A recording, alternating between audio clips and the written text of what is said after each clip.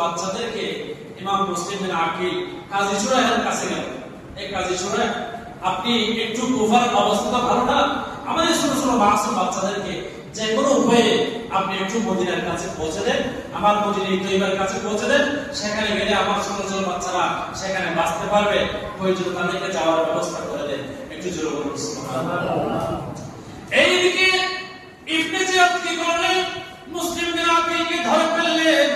মুসলিম বিন আকিলকে ধরে ওনার সাথে অনেক তর্কাতর্কি হলো, ওনার সাথে কথাবার্তা হলো। এক পর্যায়ে তাকে কতল করার জন্য নির্দেশ দিয়েছে। উনিও কলমা শরীফ পড়তে পড়তে দুনিয়া ত্যাগ করে দিয়েছেন। ইন্না লিল্লাহি ওয়া ইন্না ইলাইহি রাজিউন। মুসলিম বিন আকিল নাম কি? একটু জোরে বলেন। মুসলিম বিন আকিল, উনি আমার নবীর পরিবার। মুসলিম বিন আকিলের যখন শাহাদাত হলো, কাজী শুরাইহের মধ্যে মনোনীত আফসোস আসলে যে হায় আফসোস, মুসলিম বিন আকিল তো এখানে দাওয়াত দিয়ে জন্য আসছেন, তাকে আজকে কতল করা হলো। তার যে ছোট ছোট মাসুম বাচ্চা আছে, এদেরকে আমি কি করবো এখন? এই চিন্তা করতে করতে মুসলিম বিন আকিলের দুইটা সন্তান, তাদেরকে বুকের মধ্যে জড়িয়ে ধরে দু চোখের পানি ছেড়ে দিয়েছে।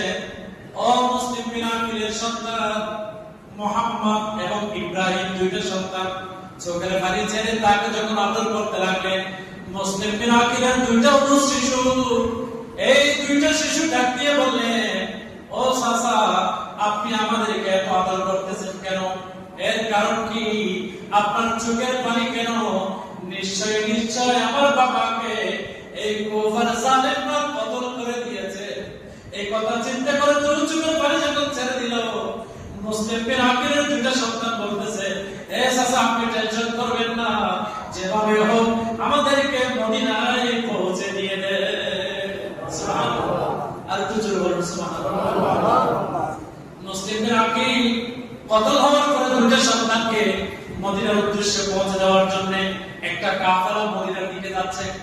আগেকার যুগে মানুষ কোথাও চলাফেরা করলে দলবদ্ধ হয়ে বাস করত, কাফেলা হিসেবে বাস করত। ওই কুফার জমিন থেকে একটা কাফেলা মদিনার দিকে যাচ্ছে, এটা খবর পাওয়ার পরে কাজী শুরাইহ বলল না সন্তানকে, এ আমার সন্তান, এই নবীর পরিবারের দুইটা শিশু, এদেরকে তুমি যেভাবে হোক মদিনার কাফেলার সাথে এক করে দাও, তাদের সাথে সংযুক্ত করে দাও, তাদের সাথে সাথে গিয়ে তারা আমার নবীর রওজায় পৌঁছে যাবে। এরপর সকাল হলো, কাজী শুরাইহের সন্তানের নাম আসাদ। আসাদকে বললেন, হে আসাদ, তুমি এদেরকে নিয়ে যাও। ছোট ছোট মাসুম বাচ্চা দুজনকে ধরলেন আসাদ। যেতে যেতে যখন অনেক দূরে গেল, তাদেরকে বললাম, ও ভাই, তোমরা এখানে বলো, এখান থেকে একটা কাফেলা তো মদিনা যাওয়ার কথা, ওই কাফেলাটাকে চলে গেল। মানুষ বলতে লাগলেন, জি জি হ্যাঁ, একটু আগে তো কাফেলাটা চলে গেল। ওই ছোট ছোট বাচ্চাদেরকে বললেন, এ নবী পরিবারের সন্তান, তোমরা এই রাস্তা দিয়ে চলাফেরা করো, এই রাস্তা দিয়ে দূরে দূরে যাও, যেতে যেতে দেখবা ওই রাস্তার মধ্যে মদিনার কাফেলা বাসী আছে, তাদের সাথে সাথে তোমরা মদিনায় পৌঁছে যাবে। সন্তান দুইটা দূরে দূরে দৌড়তে লাগলেন, দৌড়তে, ছোট ছোট বাচ্চা তো দৌড়তে দৌড়তে অনেক দূরে গেল, অনেক দূরে চলে গেল, কিন্তু মদিনার কাফেলার সাথে কোনো দেখা নেই, সাক্ষাৎ নেই। তাদের পা গুলো ফুলে যাচ্ছে, পা গুলো ব্যথা করতেছে। দোনো ভাই যখন একটু আরাম করতে বসলেন, ওই কমবক্ত জালেম একটা দেখে ফেললো। সেই জালেম বলতে লাগলো, ছোট ছোট বাচ্চা, তোমরা কি মুসলিম বিন আকিলের সন্তান? এই বাচ্চারা বলতে লাগলো, হ্যাঁ হ্যাঁ, আমরা মুসলিম বিন আকিলের সন্তান। এই কথা বলা মাত্র তাদেরকে এমন ভাবে ধরলেন, ধরে ইবনে জিয়াদের কাছে নিয়ে আসা হলো। এই ইবনে জিয়াদ, এরা দুইটা সন্তান, এরা হচ্ছে মুসলিম বিন আকিলের সন্তান, এরা মদিনার দিকে চলে যাচ্ছে, আমি এদেরকে ধরে আপনার কাছে নিয়ে আসলাম। এই কথা বলা মাত্র ইবনে জিয়াদ কি করলেন? তাকে জিয়ারের মধ্যে দিয়ে দিলেন।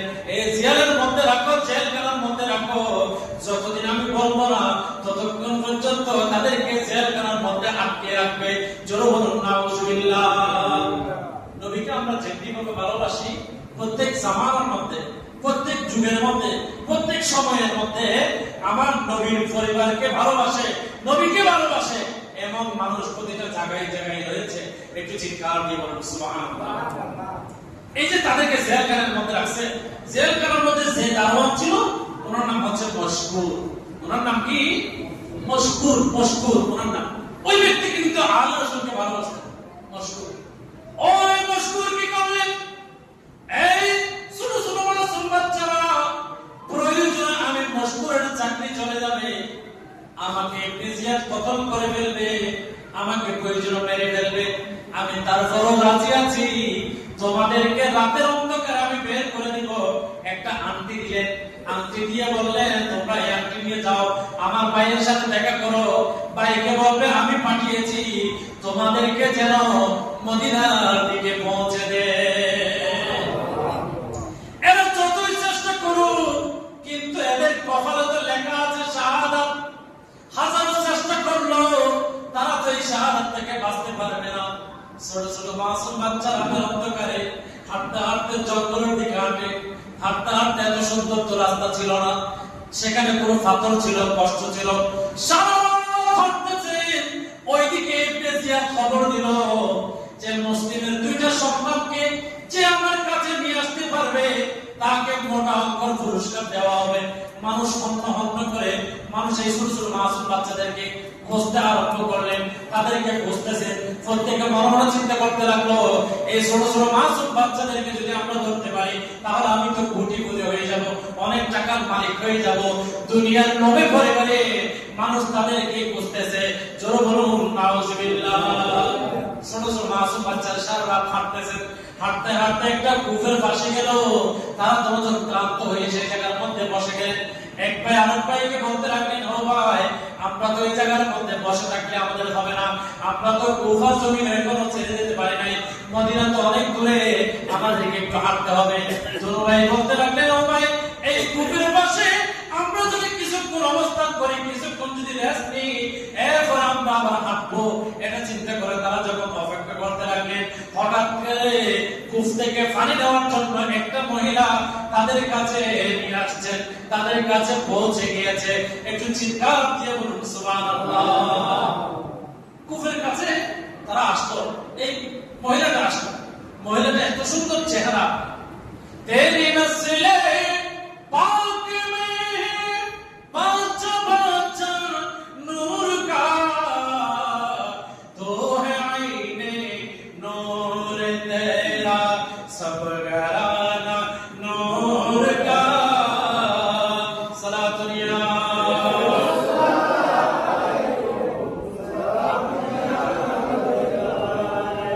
তাদেরকে বলতে লাগলেন, ছোট ছোট বাচ্চা তোমরা কোথা থেকে আসছো? এগুলো তো কুফার মানুষ হতে পারে না, এত সুন্দর চেহারা, এরা তো সাধারণ কোনো মানুষ নয়। এই ছোট ছোট বাচ্চা তোমরা বলো তোমাদের বাড়ি কোথায়, তোমরা কোথা থেকে আসছো, তোমরা কার সন্তান?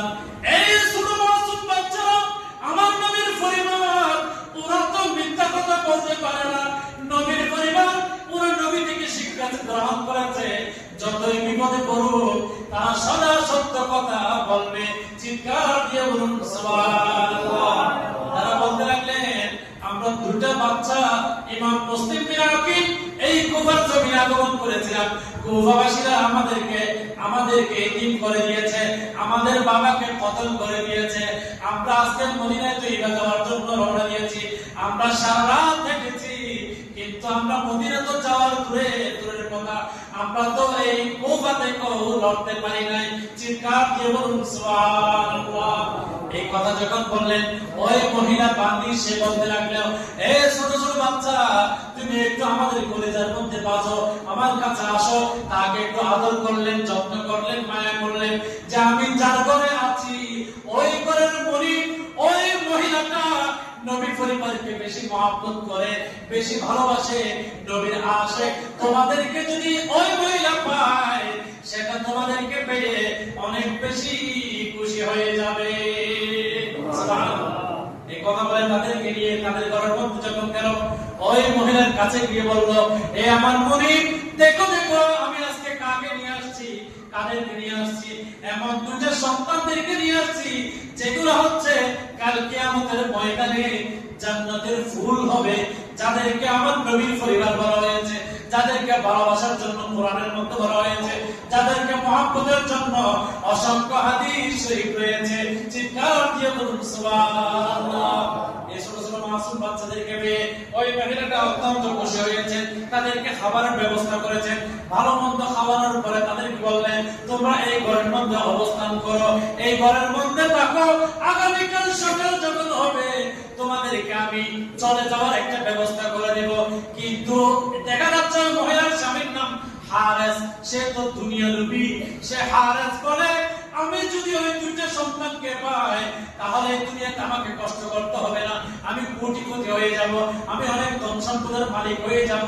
এটা চিন্তা করতে করতে করতে ঘরের মধ্যে যখন আসলো, বিবিকে বললেন, হে বিবি, তাড়াতাড়ি আমাকে ভাত দাও, আমাকে খাবার দাও, আমাকে মুসলিমের দুইটা সন্তানকে খুঁজে খুঁজে বের করতে হবে। জোরে বলুন নাউজুবিল্লাহ।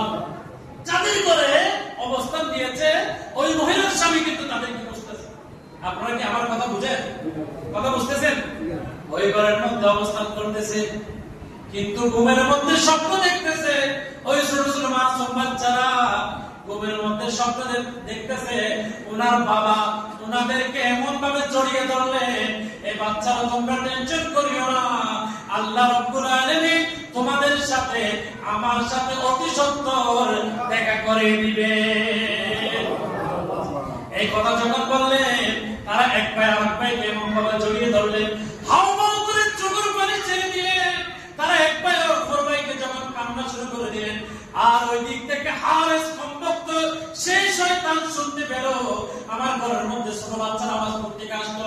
ওনার বিবি বলতে লাগলেন, হয়তো অন্য কারো ঘর হবে। বলে, না না না, আমি আমার ঘরের আওয়াজ শুনেছি। সে ঘরের মধ্যে খুঁজতে লাগলো, খুঁজে খুঁজে দেখা গেল আমার নবীর দুইটা পরিবারের সন্তান, দুইটা শিশু ছোট বাচ্চা, তারা ঘরের মধ্যে কান্না করতেছে। তাদেরকে এমন ভাবে ধরে ঘর থেকে বের করলেন, তাদেরকে মারতে মারতে সাগরের পাড়ে নিয়ে গেল। জোরে বলুন নাউজুবিল্লাহ। তাদেরকে এমন ভাবে প্রহার করতে লাগলেন, তারা বলতে লাগলো, ছোট ছোট মাসুম বাচ্চা বলে, ভাই আমরা কি অপরাধ করেছি একটু বলো, আমরা কি তোমাকে কষ্ট দিয়েছি, তোমাকে কি আঘাত দিয়েছি, নাকি তোমার ধন সম্পদ দিয়েছি, তুমি আমাকে এভাবে মারার কারণ কি?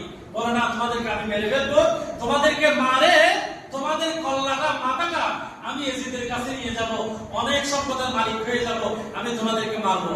এই কথা বলার পর ওরা খুব আরজ করলেন, হাত জোর করে বললেন, ভাই আমাদেরকে মারিও না, প্রয়োজন আমাদেরকে বিক্রি করে দাও, তারপরও আমাদেরকে বাঁচতে চাই, আমাদেরকে প্রয়োজনে বিক্রি করে দাও, অথবা ইবনে জিয়াদের কাছে, ইয়াজিদের কাছে নিয়ে যাও, আমরা তার কাছে যাব। আমরা ছোট ছোট মাসুম বাচ্চা, আমরা এত তাড়াতাড়ি মারতে চাই না, আপনি আমাদেরকে মারিয়েন না।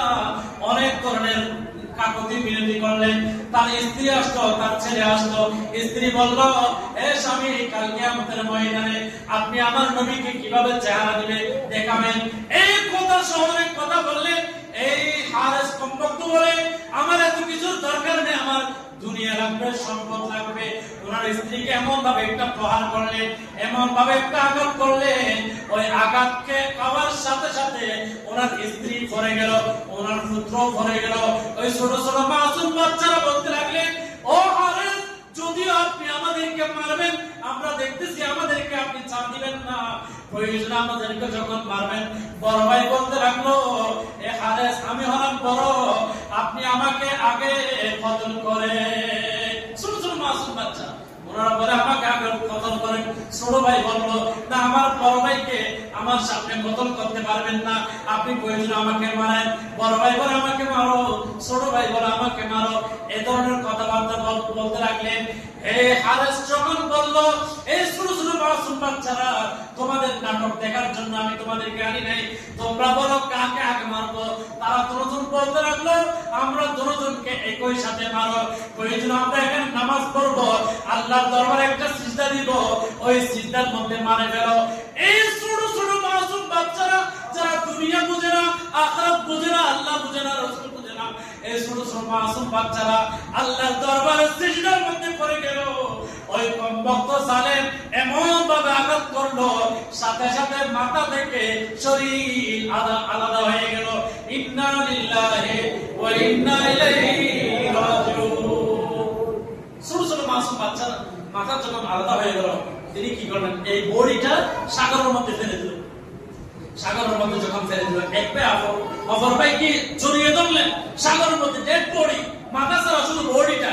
এক ভাই আরেক ভাইকে জড়িয়ে ধরে হঠাৎ করে এমন ভাবে অদৃশ্য হয়ে গেল, কোথায় চলে গেল সেটা আল্লাহই ভালো জানে। ওই দুইটা মাথা নিয়ে ইবনে জিয়াদের কাছে চলে আসলো।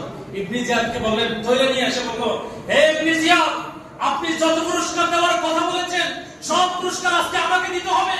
আমি মুসলিম বিন আকিলের দুইটা সন্তানের মাথা নিয়ে এসে আপনার কাছে রেখেছি, আপনি আমাকে পুরস্কার দেন। বলে, তুমি এমন কি কাজ করেছো? বলে, আমি তাদেরকে মাথা নিয়ে চলে আসছি। এই কথা বলার পর ইবনে জিয়াদ বলল যে, তুমি এত বড় অপরাধ করেছো কেন? এখন যদি ইয়াজিদ তাকে এই ছোট ছোট বাচ্চাদেরকে দেখতে চায়, আমি কি জবাব দেব? কমপক্ষে তুমি তো অনেক বড় অপরাধ করেছো, এত ছোট বাচ্চাকে তুমি কিভাবে কতল করতে পেরেছো? উনি ওনার উপর রাগান্বিত হয়ে উনি মানুষদেরকে বললেন, এই হারেস এই ছোট ছোট বাচ্চাদেরকে যেখানে কতল করেছে তাকেও সেখানে নিয়ে গিয়ে তাকেও কতল করে দাও। একটু জোর করে আলহামদুলিল্লাহ। ওই হারেস দুনিয়ার লোভে পড়ে ছোট ছোট বাচ্চাদেরকে কতল করে। যখন দুনিয়ার লোভ চেয়েছে, কিন্তু সেখানে গিয়েও তাকে কতল করতে হয়েছে।